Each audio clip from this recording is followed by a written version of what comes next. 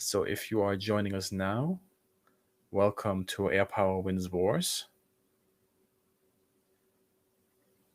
I'm your host, Christoph Birks. I am joined by Justin Pike as always. Hello. Justin, what is up in the PTO? Sorry, I'm doing one couple things here. Gotta get all the tech in order.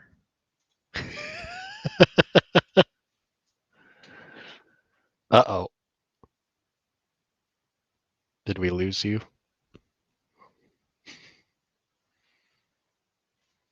I've seized control of the channel.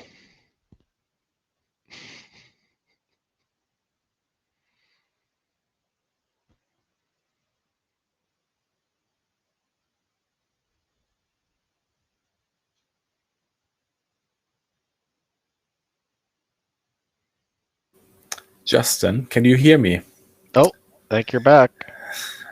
Have you been entertaining the chat while my internet has decided to die? Waiting to see if anyone. Oh, there we go. We got our first post in there. Okay. Yeah, this is. Excellent. I was soft launching my takeover of the channel by assassinating you live on stream. Just bring in a T-Lam, get my coordinates, and just boom, get rid of this guy. Hello, everybody. Peter, VS, how are we all doing on this Sunday? But to my first question, Justin, what's up in the PTO? Nothing too crazy. I haven't even been reading an Airpower specific book. I'm reading something else, which I know is crazy. What have you been reading? Grains of Conflict, which is about grain or food in the Second Sino-Japanese War. So it's also a lot about like Chinese logistics and how Oh, food all interesting. plays into that. Yeah, it's been very interesting. Sustainment. Yeah, Logistic lots as of the interesting pacing stuff. challenge of wars in the past and wars of the future. How very pertinent to today's operations. I also like how Red Eyes there in chat came in swinging with the P-38 Lightning is the best plane ever. So is the B-25. A little bit of a contradiction in terms, but what is your opinion on the P-38, Justin? Let's put it all out there. I don't have a strong opinion, to be honest. It definitely has Justin has a strong opinion. I have a secret strong opinion. The biases are coming out. No, it's one of those planes that gets like a larger than life reputation. There are some people out there that really hate it, like way more than that. Like I don't know why. Like they have reasons, but I've never heard anyone. I've never sat down and heard anyone articulate it. They just don't like the P-38.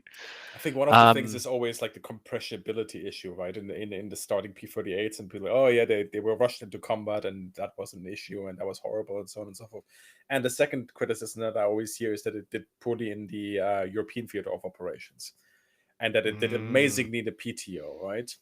Now, Justin, did it do amazingly in the PTO? Nowhere near as good as its reputation.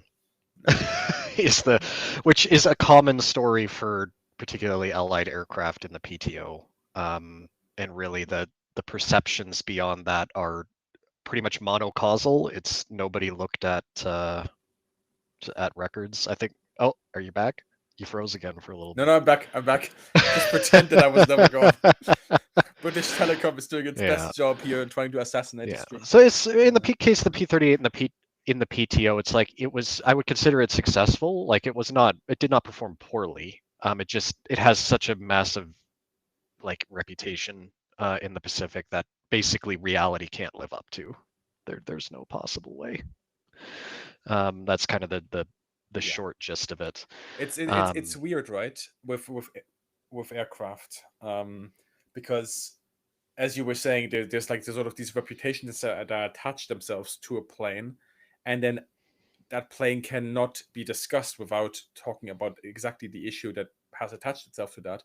And by the token of that sort of reputation you got from a single action or a single sort of source, it is then the best thing since sliced bread. And there's so many examples of this, like from the swordfish, which fair enough, good carrier aircraft, is able to carry a torpedo. Taranto, Bismarck, it's now untouchable. You cannot critique it. P-38, it cannot be caught in a dive by Japanese aircraft. It is hence untouchable. So it's really bizarre. And then there's the opposite of that, where planes have a negative reputation. For example, TBD Devastator, but that's because of one action.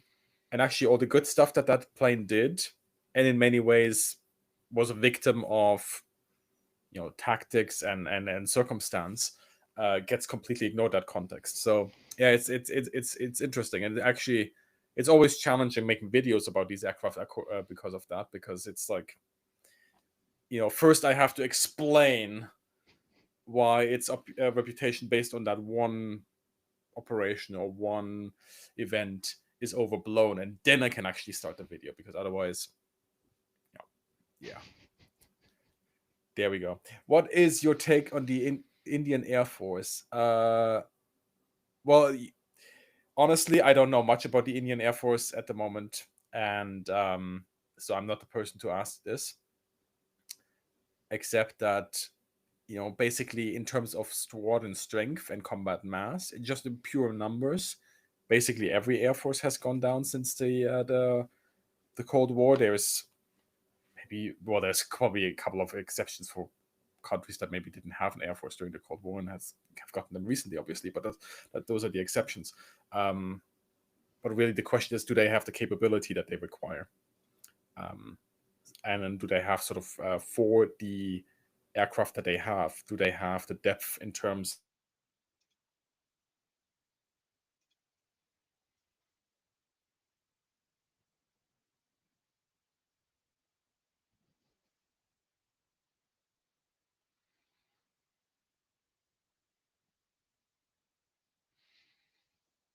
Did we lose you again?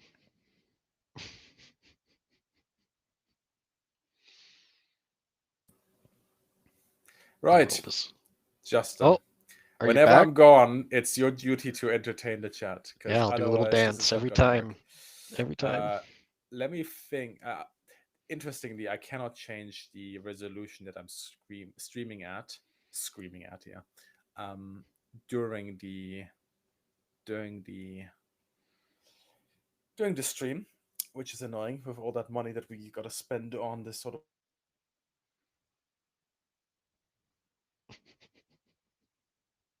Your internet is doing really well, by the way. Yeah. I can see it here. Yeah. Right. Where were we?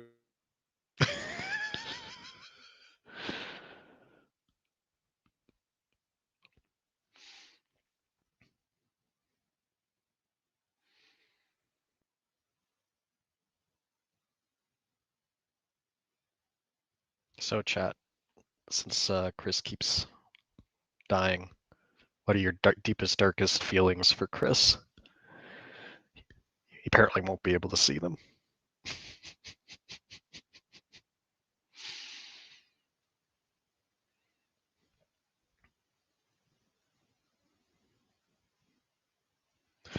Yeah, related specifically to the Indian Air Force in that period, I honestly don't know very much. Looks like he's maybe going to try resetting his thing. So yeah, I can't really comment too strongly. I do have some knowledge of stuff post 45, just not intimately, not intimate enough to have firm public internet opinions about it. I'm back, I think. Yeah, Can you hear me? oh, and you even look like you may have actual resolution again. Wow. We'll see. That is something. Hopefully it keeps on like this. I don't know what's going on right now with the internet. It was fine earlier. It is doing very poorly right now. Good evening, says AIM17 France. Yeah, so if I pop in and out, you guys can send a strongly worded letter to, I believe it's British Telecom, because this is not good. How influenced was the D4Y by the Heinkel 118, Justin? Off the top of my head, I am not intimately familiar with the development history of the D4Y. I will fully admit that. Um, it's not a plane that I've read tons and tons about. Yeah. I know that with a lot of those dive bombers, like the D3A and stuff, there was definitely a lot of German, even if they weren't like pulling specific um, bits of a design from a particular German aircraft, there was a lot of cross pollination um, Mm. between German and Japanese designs. So, at least off the top of my head, I don't have a definitive answer, unfortunately, which is kind of rare for me when it comes to that. But I'll fully admit with the D4Y, I'm not intimately well read on its development history. So. Yeah. That's all right. Why did the Japanese attack the Philippines and the US? The Philippines had no resources, so how could they expect the US to get out of the war when public opinion in the US was against the war? Asked Omer. That's a big Mm, question. That is a big question. yes, and this is where my reading is going to be a little rusty. From what I can recall, there was a lot of discussion, so there were proposals to skip the Philippines, like just attack the British and seize the Dutch East Indies, Yeah. basically where the resources were, and ignore the Philippines. And if I recall correctly, it was specifically the Navy that shot it down because they looked at the Philippines geographically and they're like, are we really going to assume the United States is not going to join this war while we're attacking multiple nations that they are reasonably friendly to, um, and could potentially end up threatening the flanks of any kind of advance because they have to sail past the Philippines to seize any of this territory. And if they leave the Philippines untouched, and then ultimately the Americans do end up joining the war for whatever reason, now suddenly they've got this entire archipelago filled with enemy air power, sea power, etc., that can attack into the flanks of any advance. And the Navy was like, no, we have to neutralize the Americans if we want to do this broader war. There's probably more to it than that I just can't remember off the top of my head, but that's at least the strategic rationale behind it. Even if the Philippines itself was not like, yeah, it didn't have tons of resources or anything that the Japanese were interested in.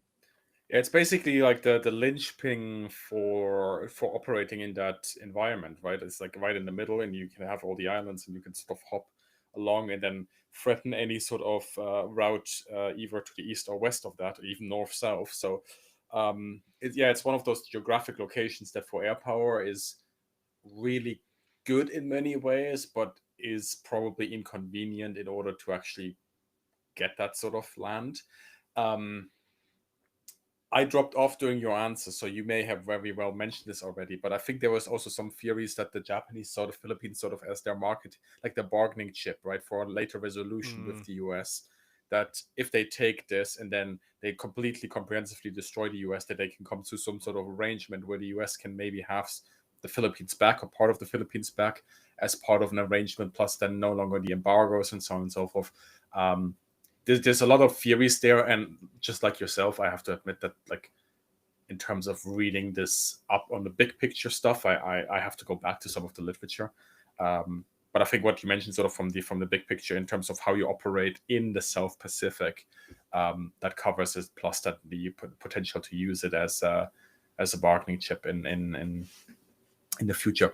So my internet is doing really poorly. Let's try to continue and see where this leads us. But if this is going on for some time and just doesn't work out, then I guess we may have to cut it at some point here. I just, before we go into more questions, there's probably a couple of things that I'd like to share with the chat as well. So you already noticed, Justin, but the Inside the Cockpit episode on the B-29 is going out soon, which is cool. That was filmed at the New England Air Museum in Connecticut, next to Hartford, if you're in the US and in the area. And I know that also means anybody who's like within 3 or 4 hours of driving distance, because that's in the area in the US. do check out the New England Air Museum, because it is actually a really cool, just a really, really cool museum.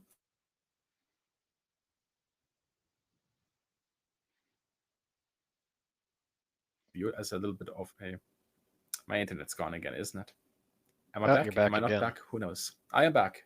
Okay, excellent.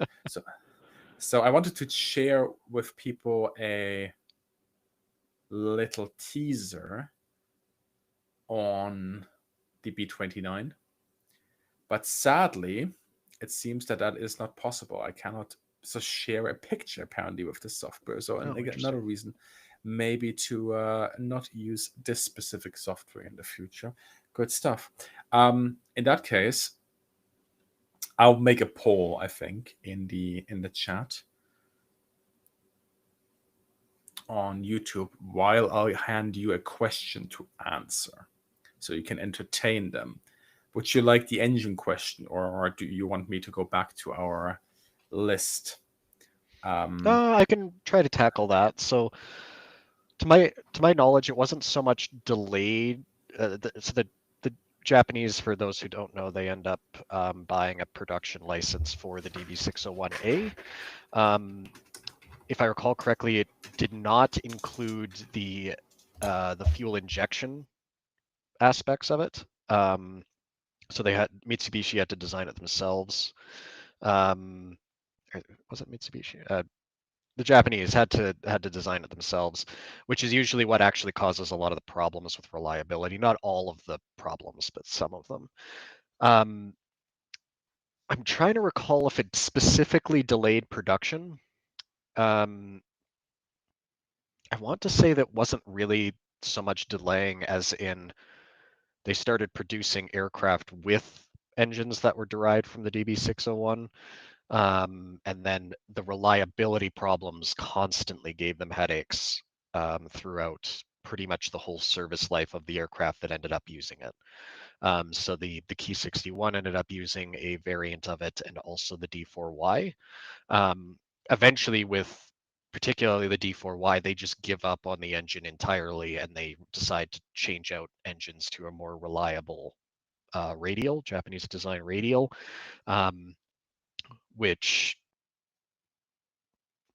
is honestly, it hinders certain other things, like I believe it was Horikoshi that stated if they had been able to use that radial for the Zero, they could have had a much better variant of the Zero much earlier, but its priority was being given to the D4Y because the D4Y's reliability issues were such that they wanted to get that plane working at all. The Zero, even if it was aging, was still working. So there is some interplay there that's kind of interesting. With the Key 61, they kind of stuck with DB601 derived engines for quite some time. Really, they didn't go with a full radial re-engine until almost the end of the war, where you end up getting the Key 100, which was quite a capable aircraft, but that was way, way late in the war, so kind of a separate issue. It's kind of my quick and dirty answer. Could probably do Excellent. better, No, that was good. Also, for the people in the chat, I mean, you've managed to both entertain them and give me time to do the poll here. Inside the chat, you will now find a poll on titles for an upcoming episode. Please do let me know your favorites, and that will help me make a decision on that. As all of you will know, the single most important thing with a video these days is the title and the thumbnail to get people to actually watch it. Since all of us have only very limited time every day to watch a YouTube video, and whatever catches your eye first tends to get watched. What types and techniques did Luftwaffe fighter pilots develop to counteract the P-47 in 1943? What did the Luftwaffe think of the plane in terms of performance and weaknesses? That is an excellent question, Squishface. Let me go into the sourcing aspect of this first. there is actually not that much that survives from the Luftwaffe that helps answer this question. Again, because most of those files were destroyed. There are certain pilot sort of anecdotes on that. And from that, what I would glean is that the P-47 was very well respected. And in terms of general, the problem set that developed from this aircraft is that the one thing that the German pilots could always do, or the two things that they could always do in dogfights before that, was either climb away or dive away. And the P-47 took most of that aspect, especially the diving away part, away. And that created, of course, the problems. Now, I think from what I remember is that most good pilots that the Luftwaffe had, provided they lived long enough in order to get some combat experience against the P-47, were quite aware of, going low and sorry, not going low, but basically go into a turning or like a low speed maneuvering match, because the Bf-109 tended to do a bit better there. Whereas with a Focke-Wulf 190 at higher speed, sort of 400 kPa and plus minus, you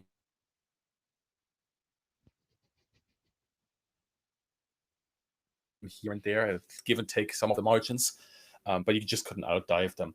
So there is not much that you can do in many ways. Also considering that the standard practice, what the German pilots would tell their new incoming pilots before that, was, if you're in trouble, dive away, preferably into a cloud, but just dive away. And usually that works. With the P-47, that just wasn't the case anymore. So there isn't that much you could do. You can still, with some planes, you could still climb away at certain altitudes and so on and so forth.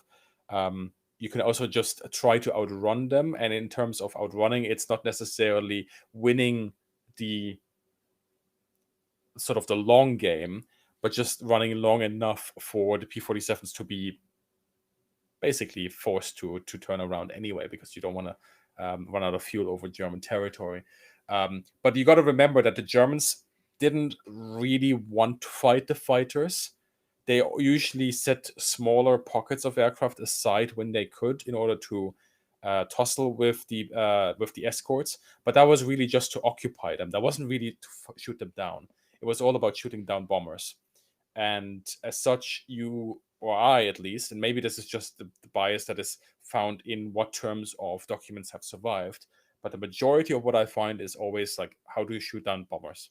And how do you vector aircraft in a good position in order to have that first attack on the bombers, that maybe have one or two more runs at it, and then break off and go home, and hopefully land, like in the Germans' minds, hopefully land, rearm, refuel, and go up again as the bombers are turning around and flying back home. That was sort of the way the Luftwaffe wanted to do it. It's really just occupy the fighters as best as you can, but go for the bombers.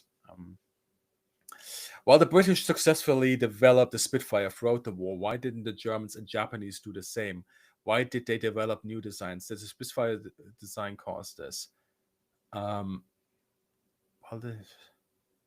the Germans and the Japanese did the same, no? I mean, the plane they started the war with, at least the Germans, the with 109, was continuously developed.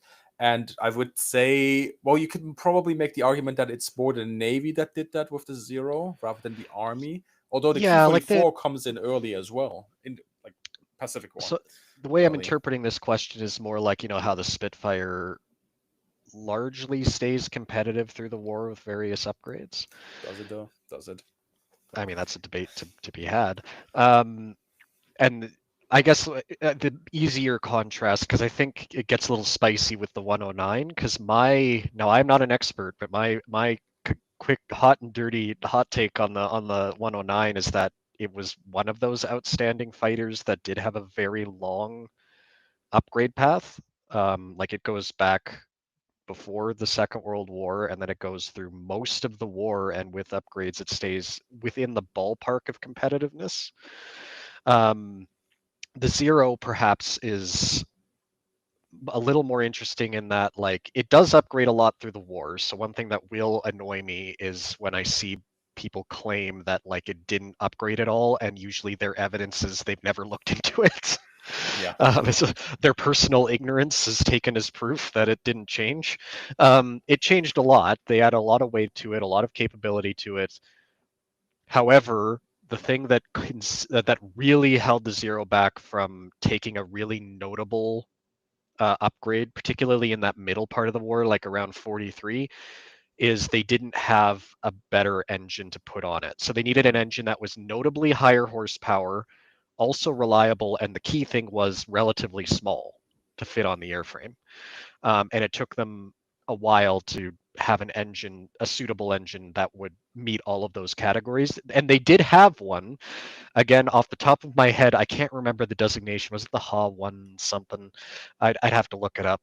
But it was the engine that was also put onto the D4Y for the D4Y3.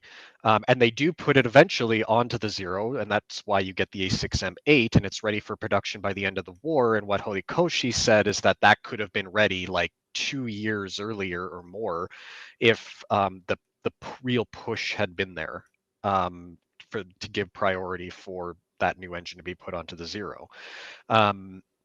And that would have given the Zero a notable bump in capability.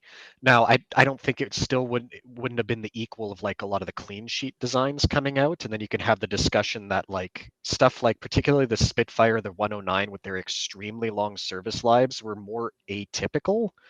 Like if you look Mm, at something like, for example, the Wildcat basically has the same shelf life as a Zero. Yes, they use it through the war, but they're not using it through the war as their like premier frontline fighter.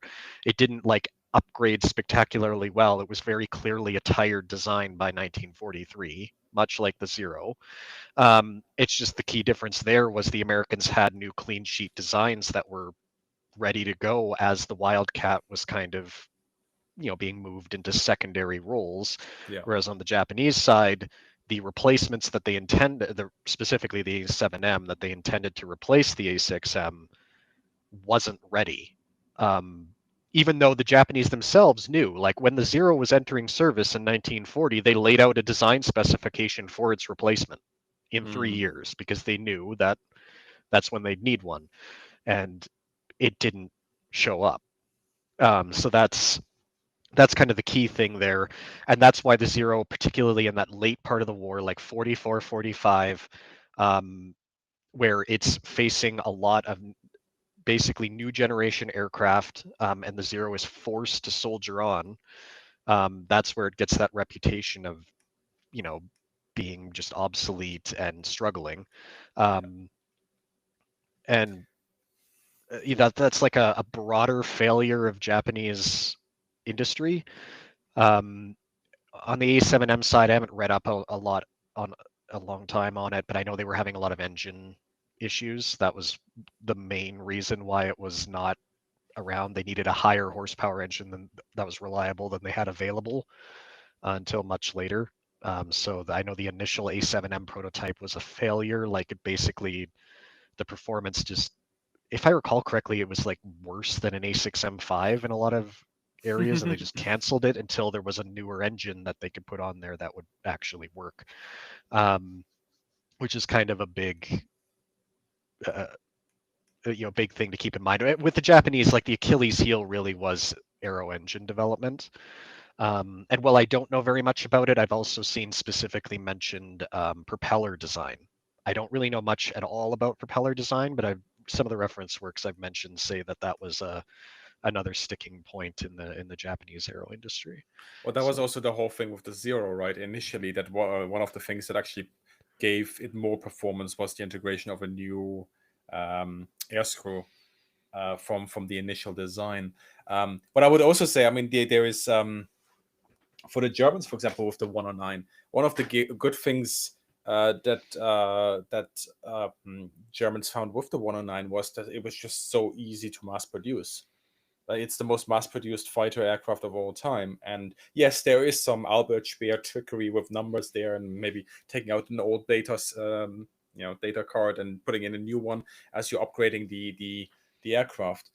But it was it was a third of the price of a Spitfire based on some estimates, and could be built almost 3 times faster than a Spitfire. So in order to get to stop producing something like that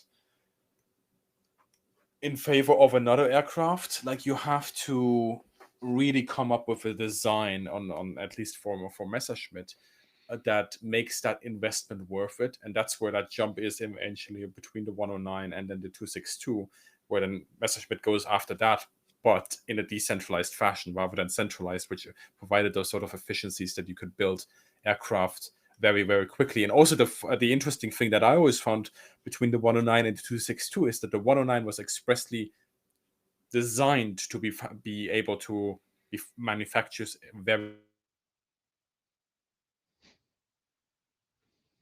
Internet's really conspiring against Chris today.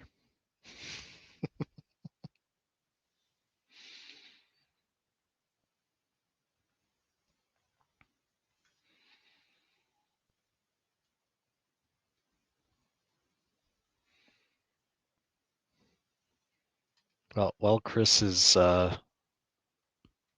vanished. I'll thank I'm still here. X. Oh, you're here. You're back. Here. I'm back. You're back. Yes. Where did you lose me? I was just talking about the 262 and the 109. I think it was almost pretty much at the beginning of that. Oh no. I made so many good points. No, I didn't. No, what I was saying. Yeah, so in order to get rid of the 262, 109, you needed something that comes in that categorically replaces that both qualitatively, in terms of the gains that you get out of the airframe. So yeah, that's where it makes sense to then go away from the 109 for the Luftwaffe. There was another question about hang on, if the Ju-87 was the Luftwaffe sniper. Oh, somebody's watched my videos or has read my book. Why was it never provided with the range navigation equipment needed to attack enemy aviation factories?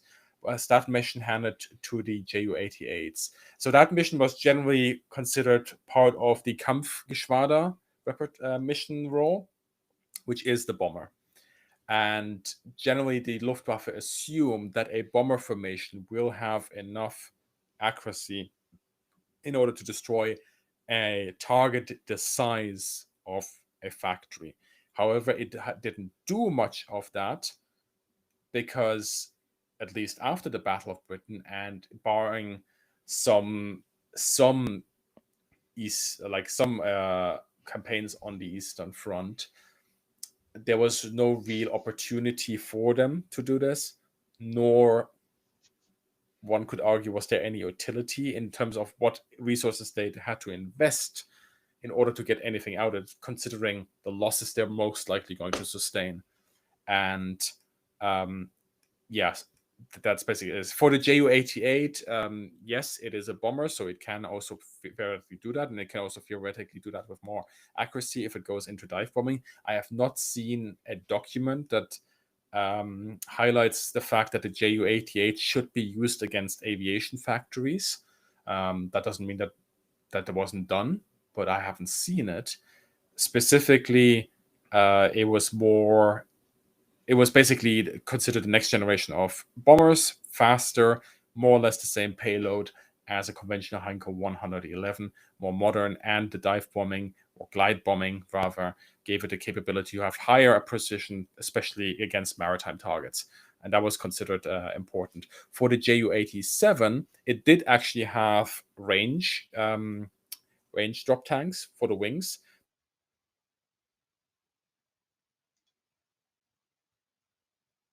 But in terms of anti-shipping in the Mediterranean or even around the Atlantic, that could still be good enough.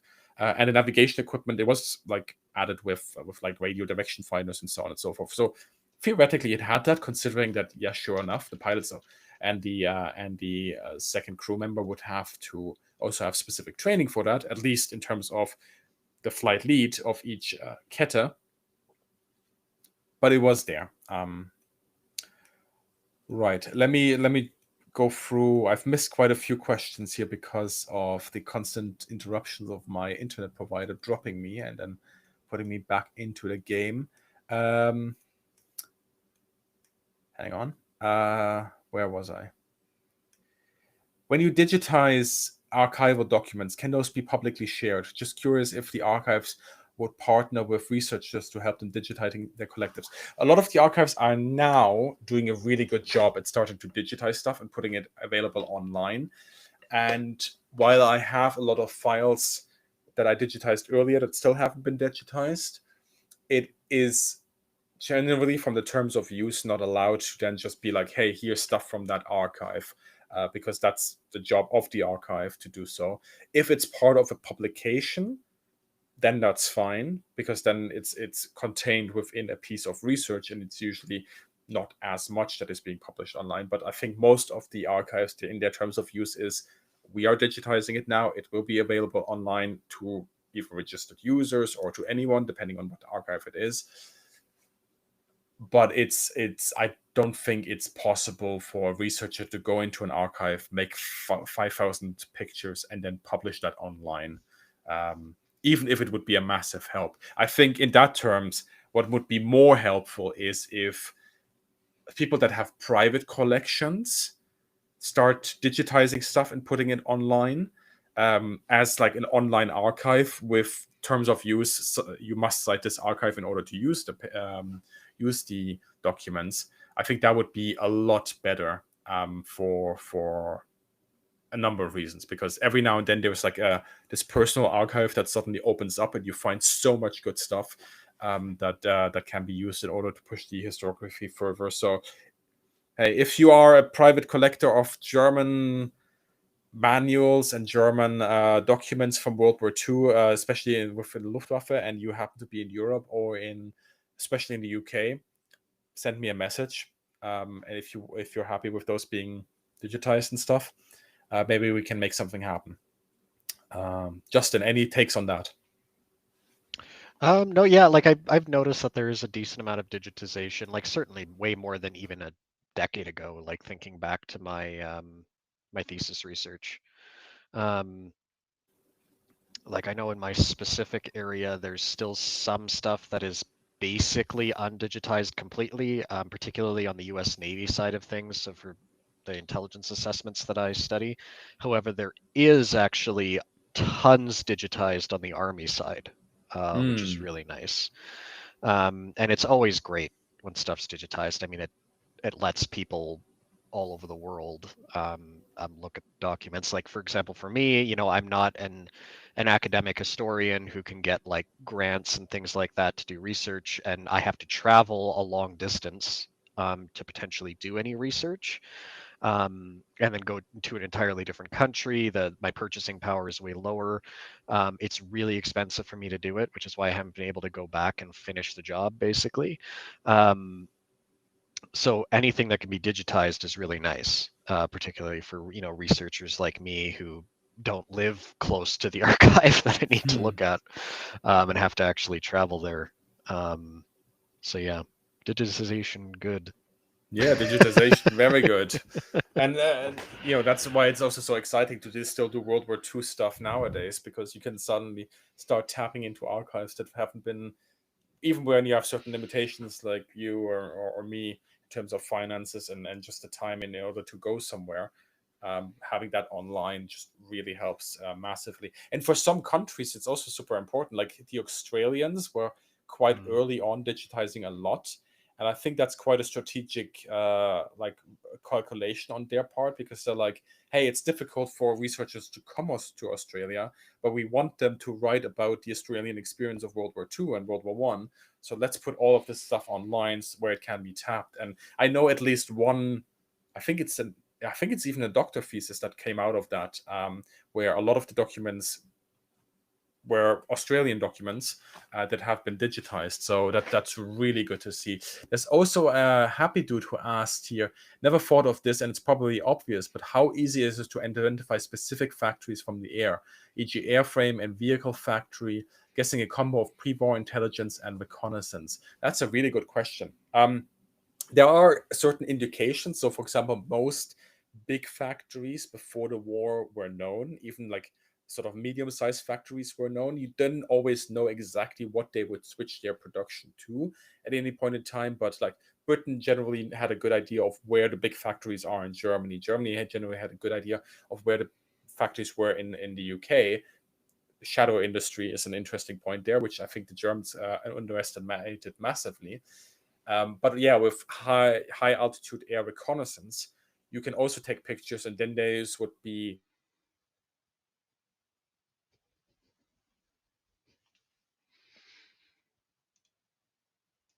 It almost waits for the perfect moment to spring it on him.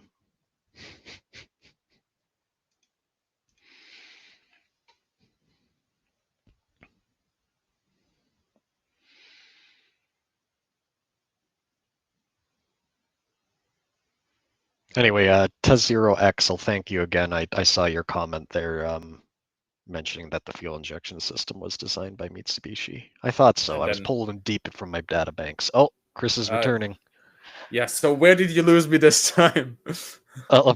Part way into it, Do you even listen to me, Justin?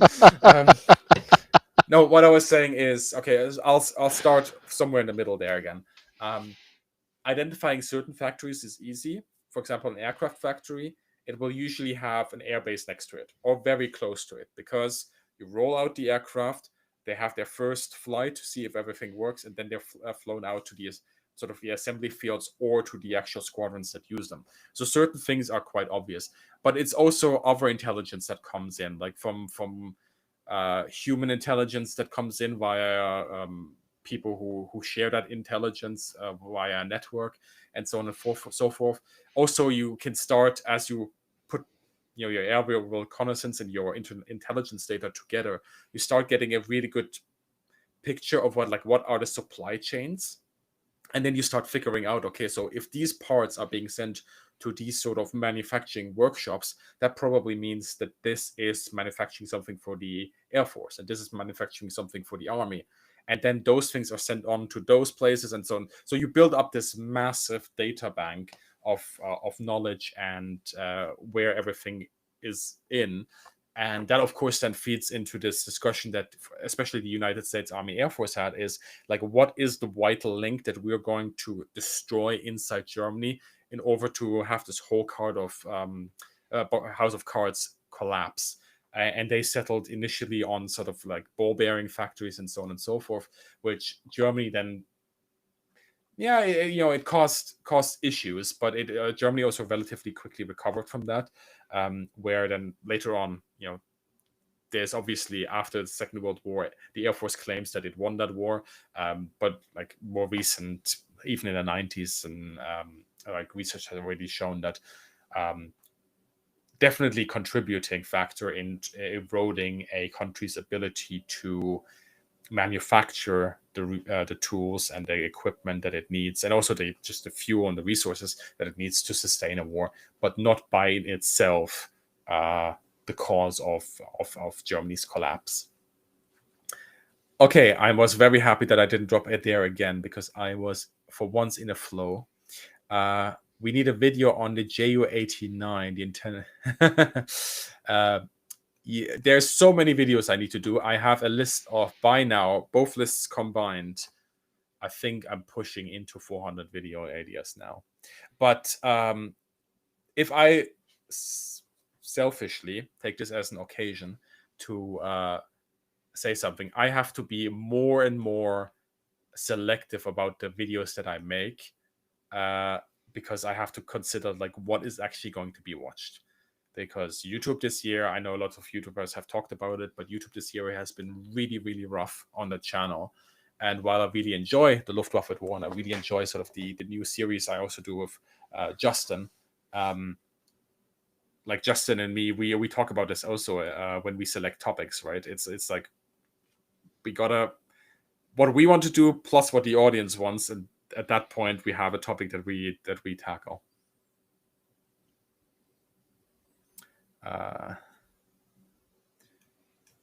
Lucio cannot expand on that right now, mainly because I really haven't looked into it further.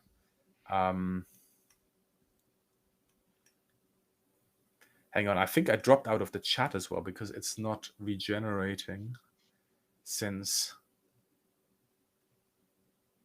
last time. Do you see any questions, Justin?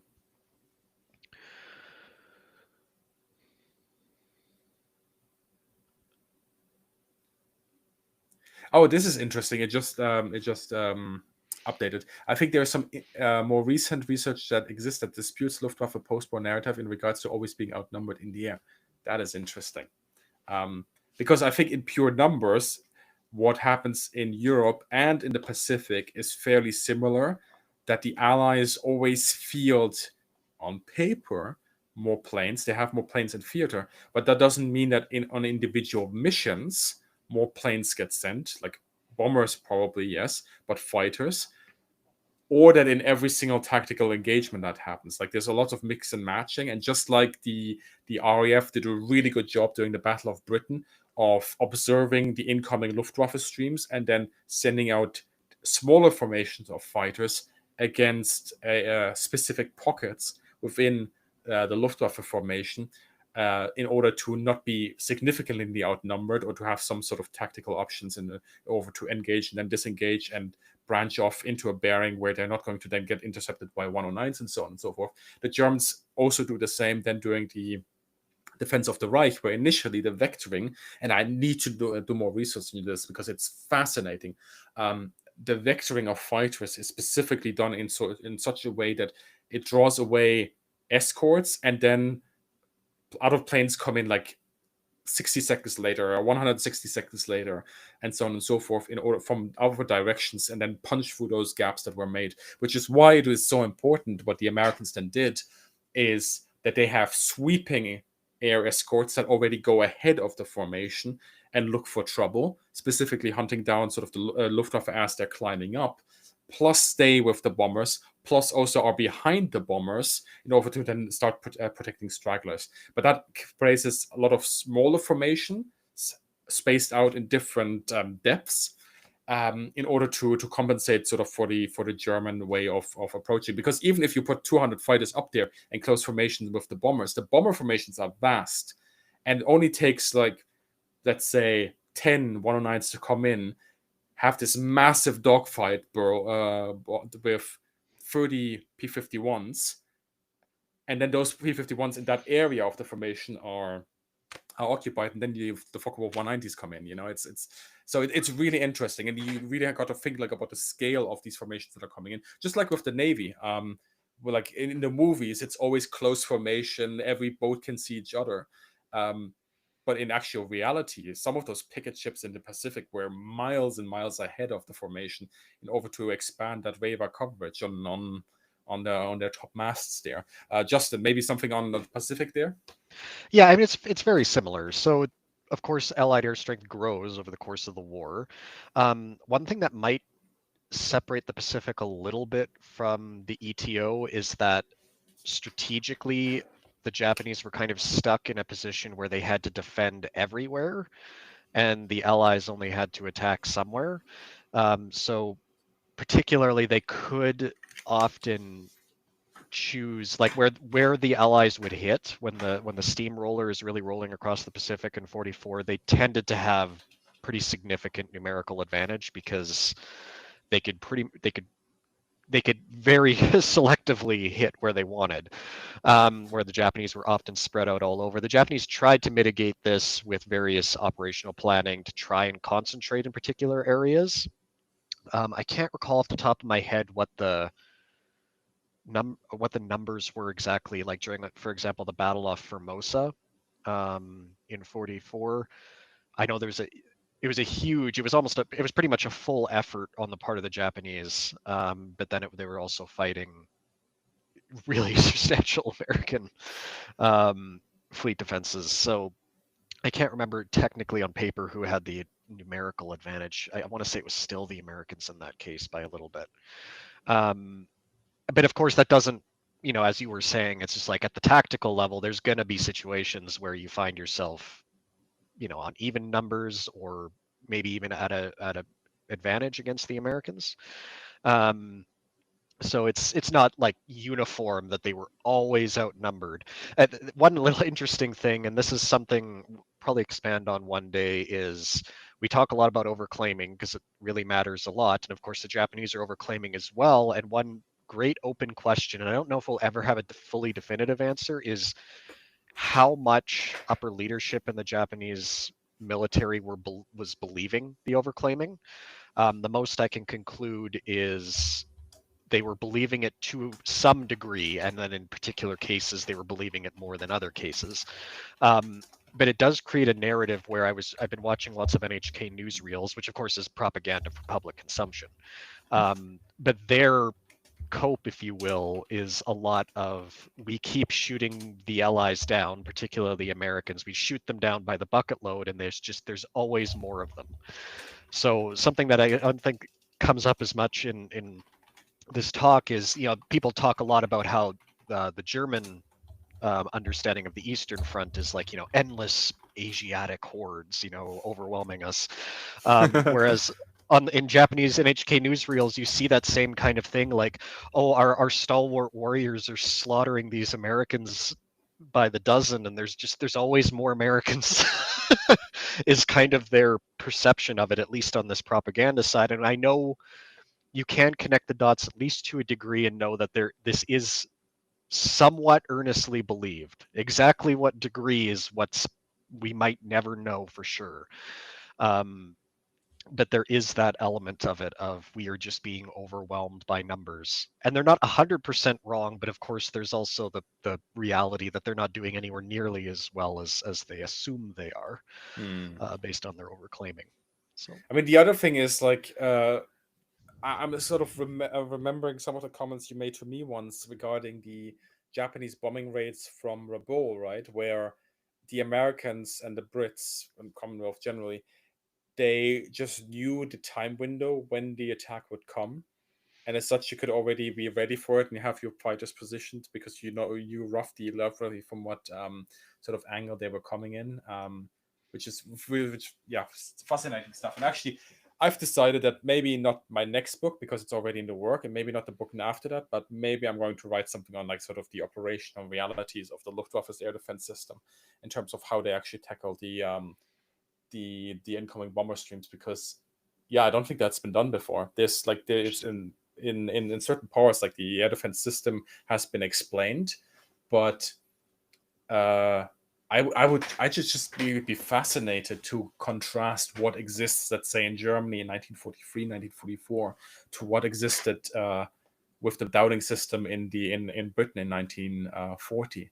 Because I think there will be parallels and there will also be differences that you can nicely contrast the operational realities for both sides there. I could see Squishface's comment there about Sorry? Japanese fighter loss ratios, which is kind of tied in with all this. Yeah. Oh, yeah. So again, this is something that I think we will go into. And the very quick thing is, so it's almost what I call a historiographical mirage in English. And it's basically monocausal, is that since you had an entire body of literature written by Anglophone historians that were drawing exclusively upon English language records, what ended up happening is a very deep-seated assumption that the Japanese were doing far worse in terms of loss ratios and things than they actually were, because these Anglophone historians, through not really through any fault of their own, but based on the sources they have access to, had to rely on Allied overclaiming, which was also significant. They're not immune to overclaiming. So while I always mention that the Japanese were overclaiming often by a lot, the historiographical impact of Japanese overclaiming on English language histories is basically zero, because we have almost no exposure to it. Like outside of maybe like Sakai's memoir and like a few little things, like if you're reading the Japanese monographs, you're not really seeing the Japanese overclaiming much. And when it makes it into the historiography, it's usually like, haha, they said they shot down 10 Wildcats and there was one shot down. Thing is that happened in the exact opposite direction. And because so many of these Anglophone historians have had to pull upon exclusively like American records, where again, the Americans aren't lying, but they are overclaiming for a variety of different reasons. And when that is constantly reiterated in the historiography, it creates this perception that the Americans were doing far better tactically than they actually were. And when you look at something like, for example, we have very accurate tables now for pretty much the entire Guadalcanal campaign, just as one example. And it is shocking how even the exchange is in terms of aircraft losses. Aircrew losses are a whole other kettle of fish, Yeah.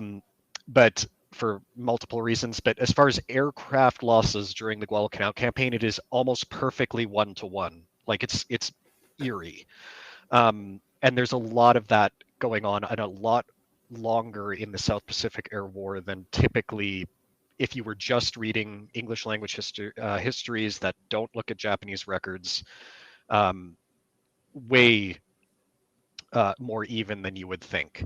So, for example, I recently read a book that finally cross-referenced actual Japanese losses against Allied claims, specifically for the combat debut of, or the first mass deployment of the P-38 in the South Pacific.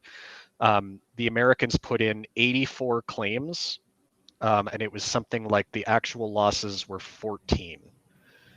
So it's basically the historian, in this case, Michael Claringbold, Peter Ingman, he called the rate of American overclaiming hysterical, which again is fair. The rate of overclaiming is really high. One book I have back there that's a unit history of the Tainan Kokutai, so for 1942 in the South Pacific, they put overclaiming on both sides at about 7.5 claims to 1 kill.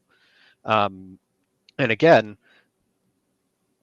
in the English language historiography, we were overwhelmingly writing based on what the American claims were. And even if there was a individual author awareness that the claims were not going to be entirely reliable, it's still impossible for them to actually definitively figure out what the losses were without checking Japanese records. And when it comes to the South Pacific Air War, for example, the Japanese records are, particularly for the Navy, are basically like beautifully complete, and very detailed. If I recall correctly, Michael Claringbold, for particular parts of the war, he says like the Japanese Navy records, they're in better shape than the Allied ones for some of the particular parts of the South Pacific Air War. It's just the reason why people weren't using them is because they were in Japanese, so they weren't used, and it's just very much still not standard to cross-reference that way. And to get a more realistic appreciation of the relative loss rates in the South Pacific, because it underlines. I know I'm rambling here, but it underlines one point very clearly, and that is even if the Japanese could hold their own tactically, basically through 43, they still convincingly lose the air war. If you look at the Guadalcanal campaign trading about 1-to-1 in aircraft, that is a completely unsustainable attritional nightmare for the Japanese Navy Air Service. You cannot be trading anywhere near 1-to-1 against the United States as the Japanese Navy Air Service. That is a recipe for comprehensive defeat, which they end up learning. And of course, because of Japanese overclaiming, again, they're not necessarily understanding that they're trading only at like 1-to-1. There was a comment I finally found again from Yamamoto where he was like, "Oh, our Zeros are trading like 10-to-1 against Allied aircraft, or 5-to-1 or whatever," and it's just like, well, no, you were basically never trading that well, but you seem to be believing it, at least in part. But yeah.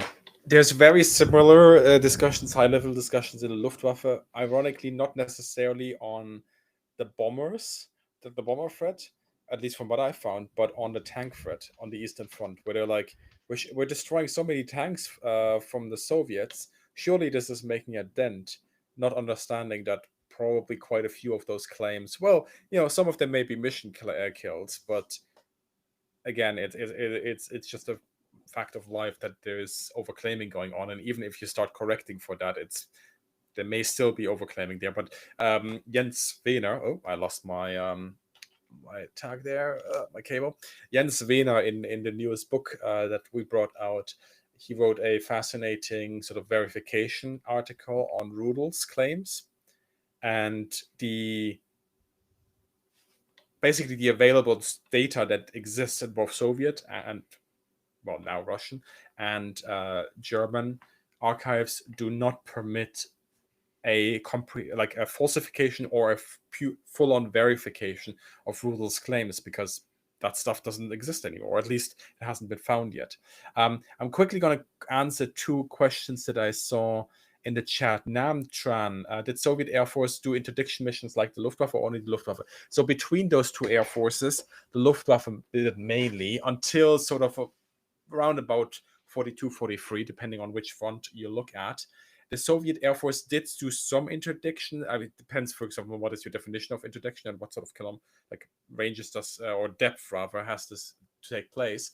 But they did do it theoretically. It's in the manuals as part of the final stage of generating, from going from the break into the breakthrough, and as you start funneling more troops into the opening, that then you start using the Air Force more aggressively in order to cut off, or to rather to intercept, or well, interdict rush in ground forces from other parts of the German front or from the rear.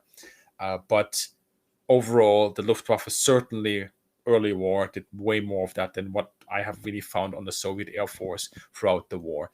Another question here: what was the Luftwaffe's approach to fighter pilot training?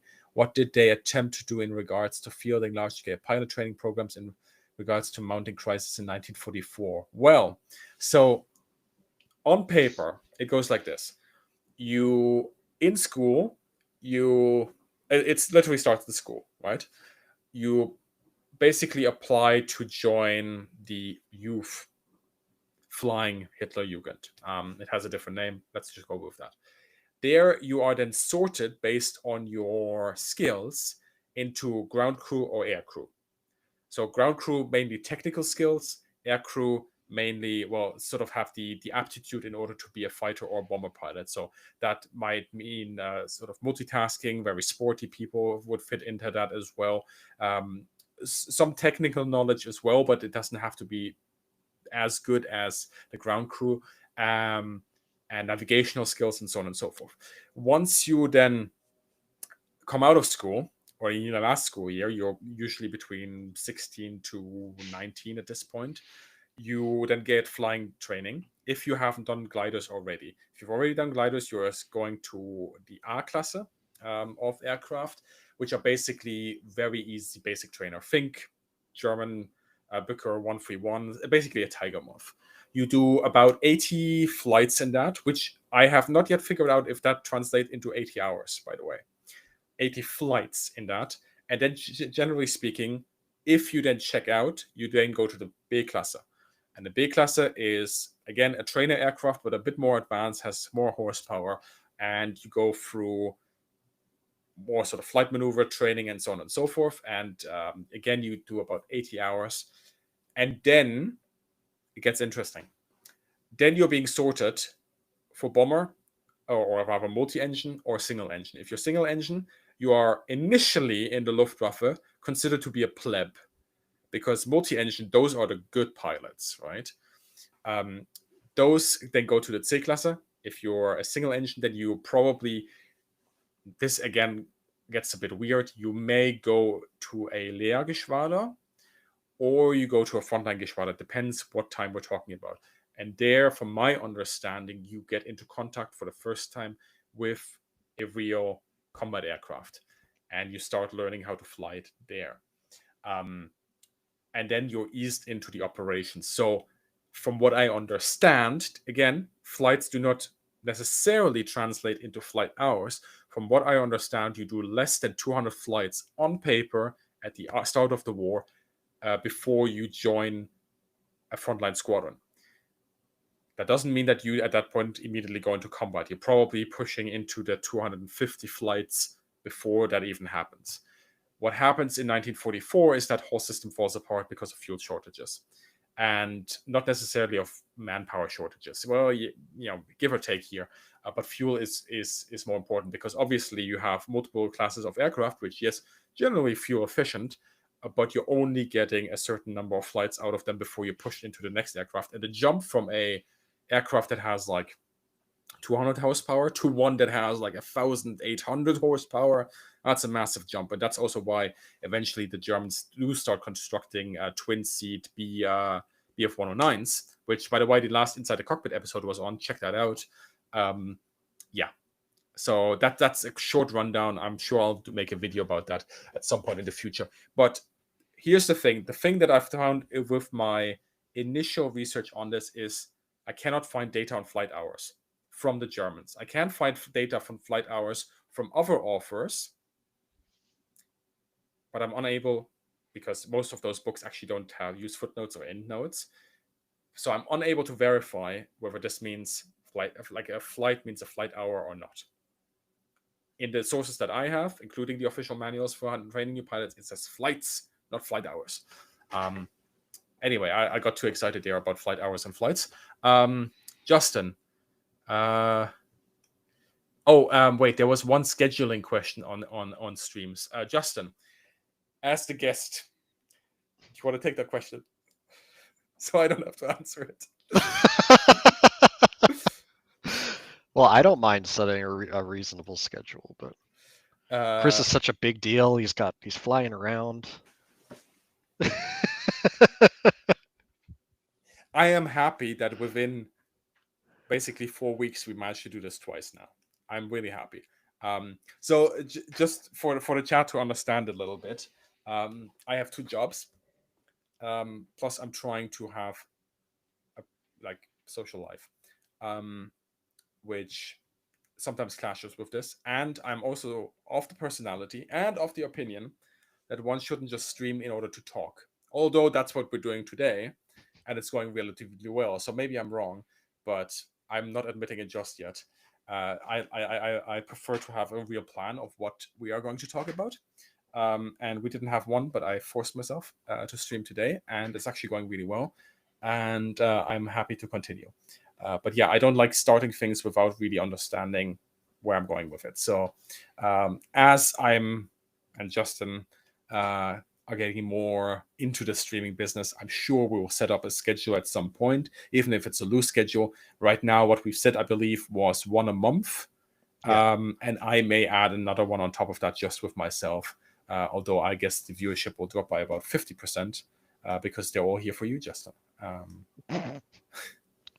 Hey, they might be. They might be.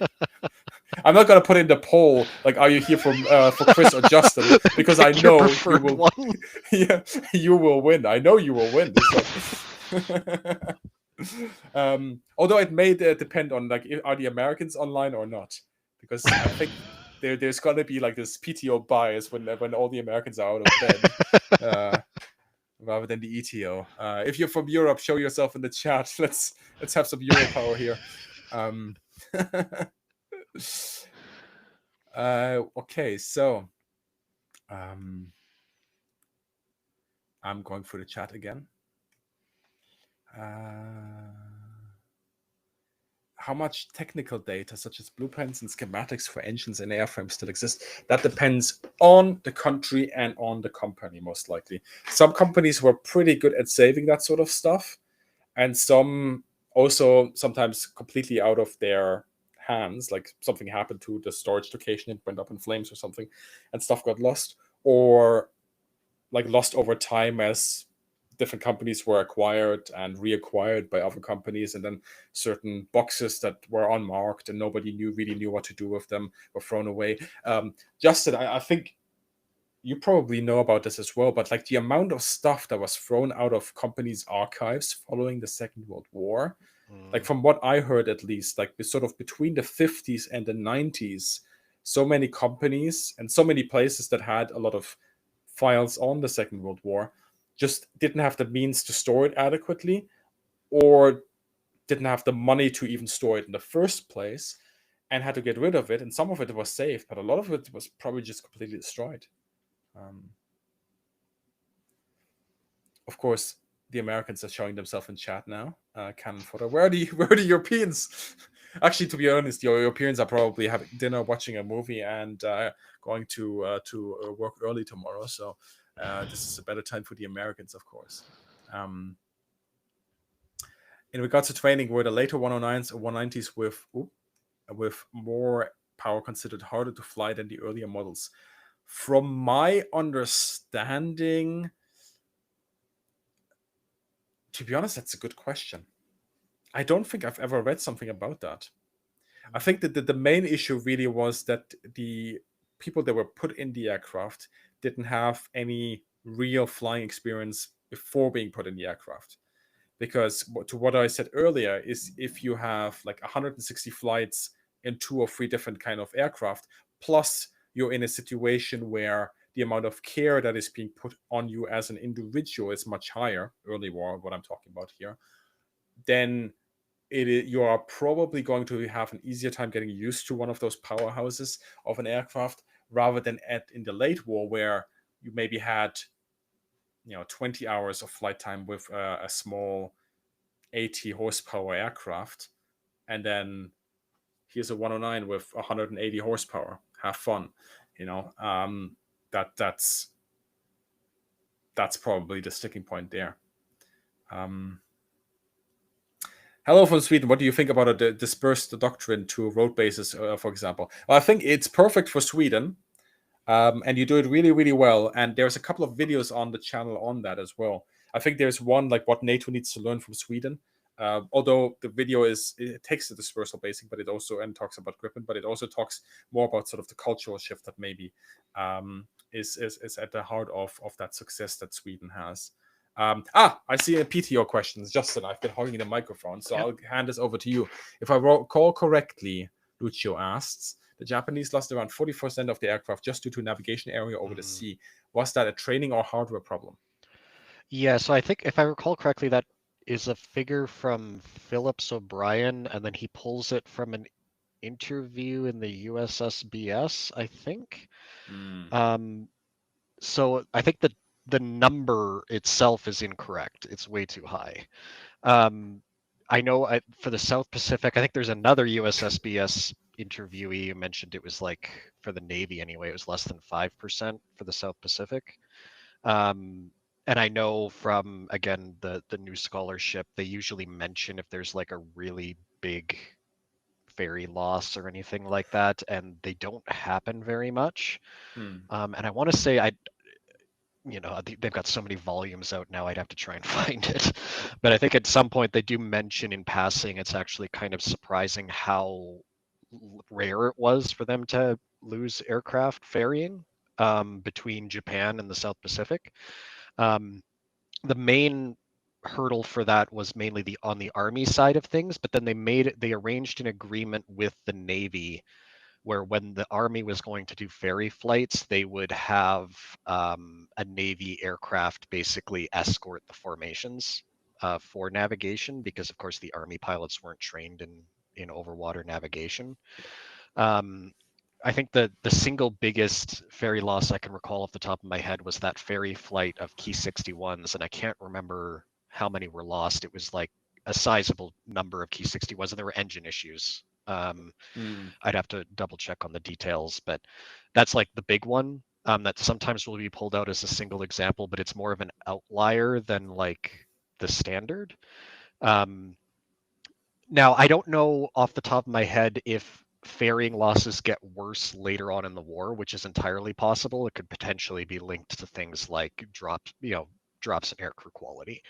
I don't know if it ever reached as high as 40%. It's conceivable later in the war. I just don't know off the top of my head, because I know that is from Phillips O'Brien, and it is pulled from a single USSBS interview. So it's one of those things where it's like I'd like to see more records, just working out the numbers.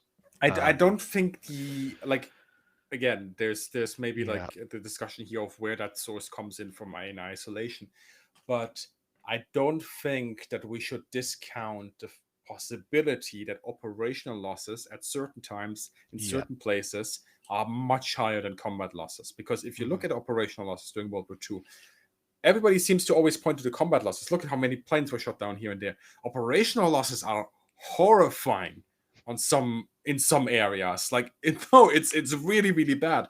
And the only thing I can do to give you sort of a picture of what this could mean, like on a grand scale of things, is look at the video that I've made maybe 2 years ago on the F-104 Starfighter. Yes, this is the jet age now, but that video pulls data directly from the US Air Force on a number of aircraft that were introduced between 1950 to now with the F-35.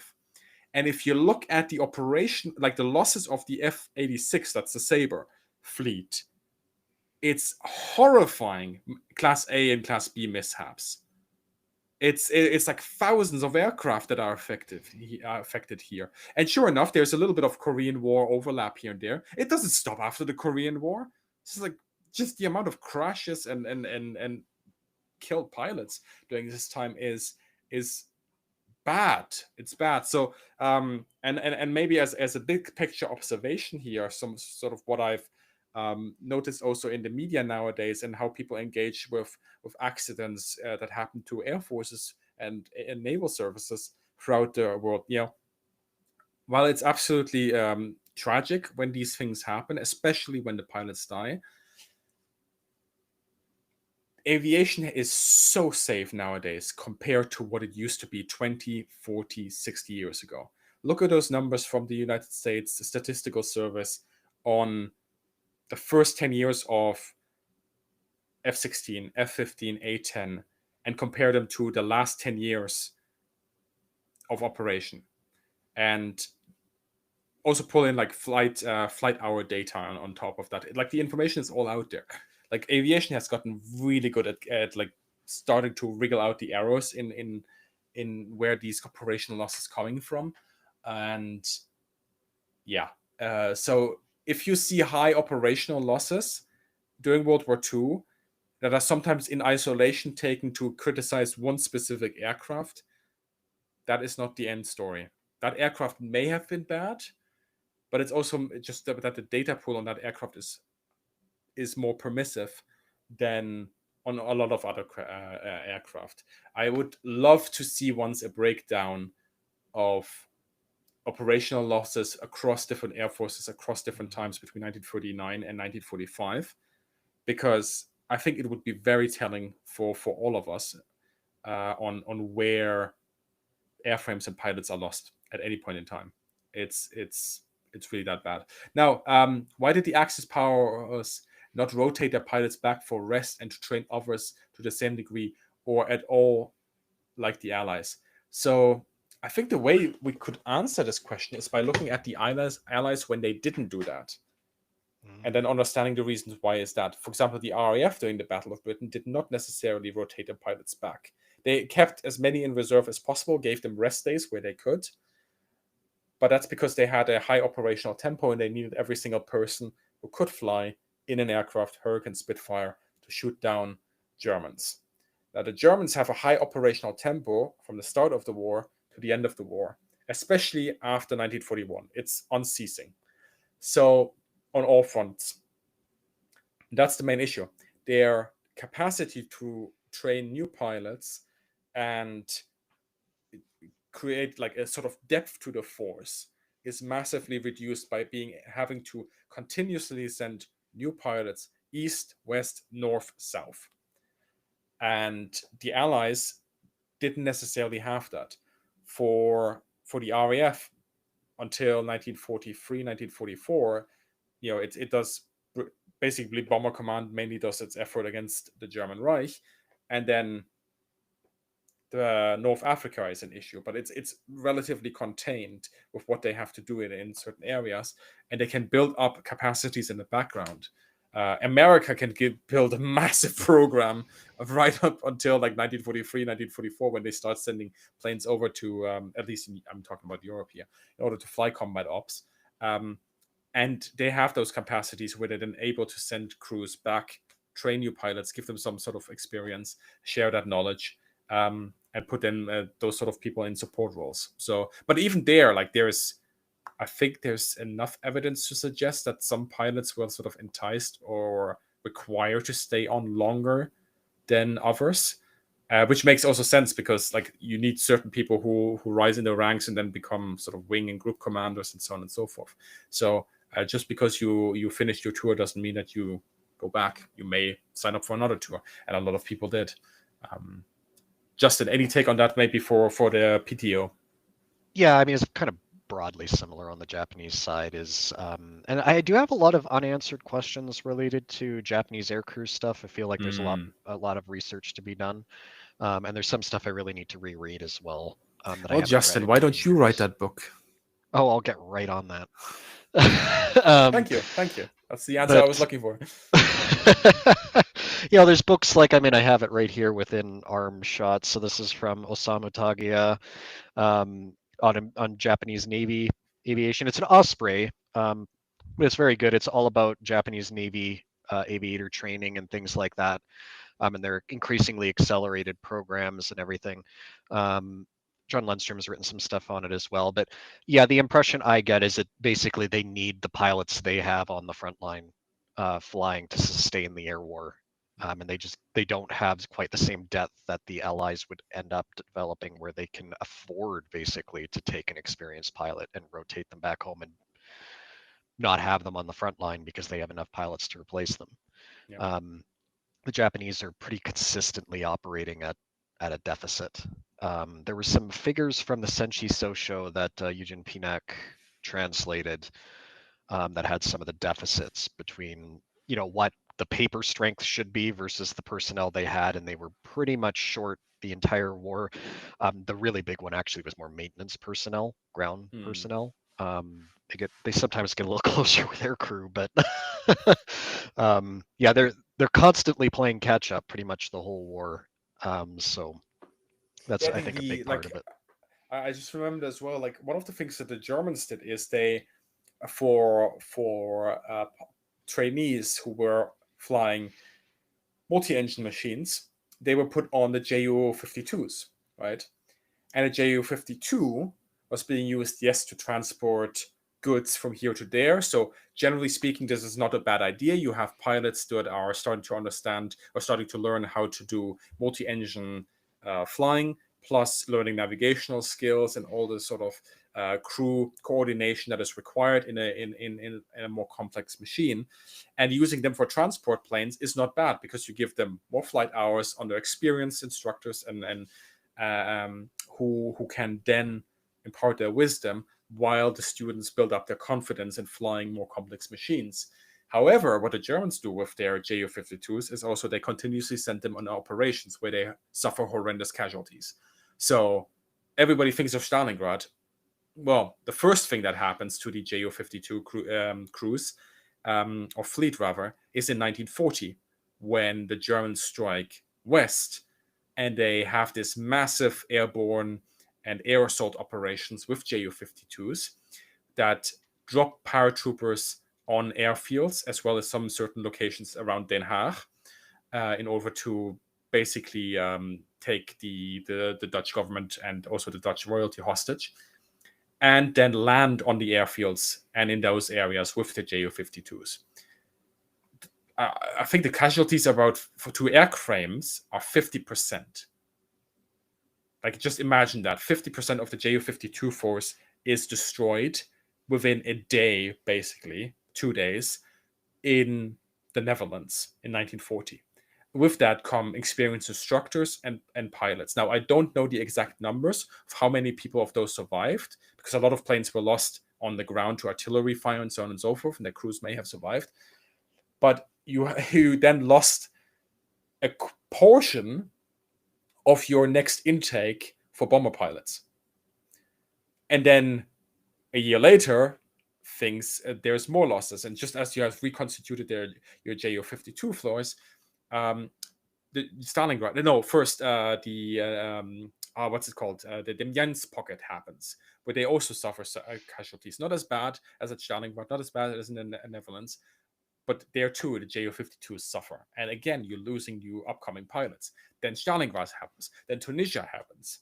So while on the surface, not a bad idea in order to get manpower into flight operations that produce some sort of result, either in your air transport squadrons or your air landing and air assault forces. But you're just continuously losing people who are meant to eventually go into the bomber force, which is a big problem. First problem of Luftwaffe is Nazism. That is a massive problem as well. And actually, in the future, I want to make a video about this whole white myth about the Luftwaffe, which was basically on there's a couple of people who survived the war, Adolf Galland and for one part, who have continuously said that the Luftwaffe was not politicized. It was the most political service probably in Germany, because it was born or created by the National Socialist Party, whereas the Navy and the Army, while in many ways very supportive of National Socialism, they still had a sort of a tradition and a legacy and an officer corps that is much older than National Socialism.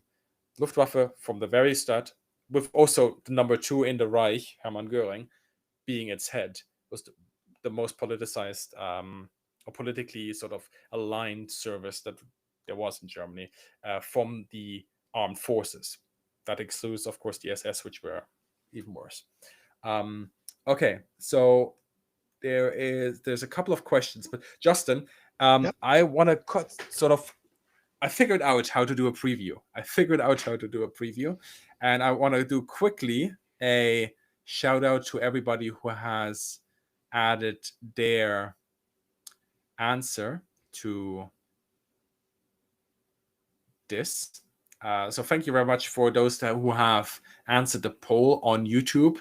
It seems that the bomber that started the atomic age won. So cool. That's very good to know. And then the second thing I want to do is give all of you a teaser of the actual video that is coming out. Hopefully this works. Bear with me.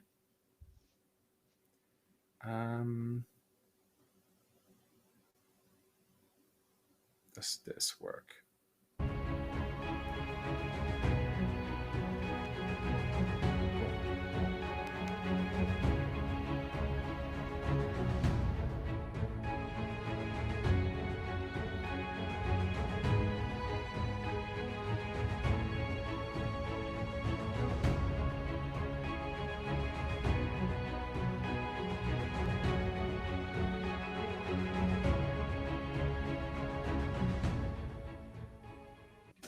There we go. Did that work, Justin? Did that work? At least on my end. Did that work for everybody else? Let's see. Maybe the chat just sat there and watched us just stare at a video off screen. Chat, can somebody tell me if that worked? Please. Please tell me that worked, because otherwise this was... Okay, looking forward to it. Cannon fodder, thank you very much. One of the top commenters on the channel, by the way, Cannon fodder is. I'll do a quick correction here, because I mentioned the translated figures for personnel in the Japanese Navy. Okay. So they went into the war. They actually pretty consistently maintain a surplus of aircrew until at some point in 1943. That right now there's an end of 1943 where they have a 557 deficit. They go into the war with a deficit in like weaponry and maintenance personnel, and it only gets worse through the whole war. Particularly like weaponry maintenance, it's like they're short huge numbers by the end of 1943. Pilots, at least, or aircrew, at least numerically, they do a good job of expanding the number of aircrew they have and like keeping it above their TO&E.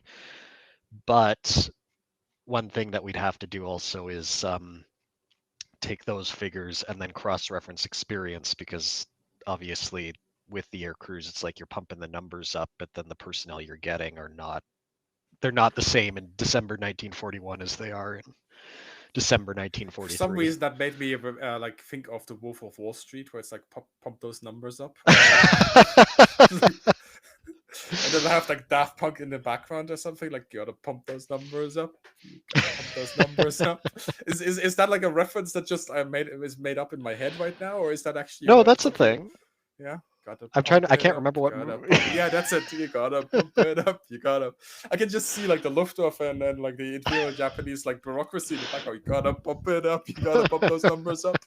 Oh dear. My imagination is taking me places. Oh. Right. Okay. Well, with the do you have anything to add to that? I cut in completely there on what Nope. you were. Okay, so that question is answered. I think that would also brings us to a nice close, because we managed the technical difficulties. The stream has not crashed more than 10 times.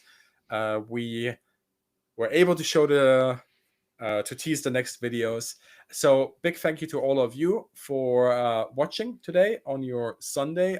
If you're in the US, have a fantastic day.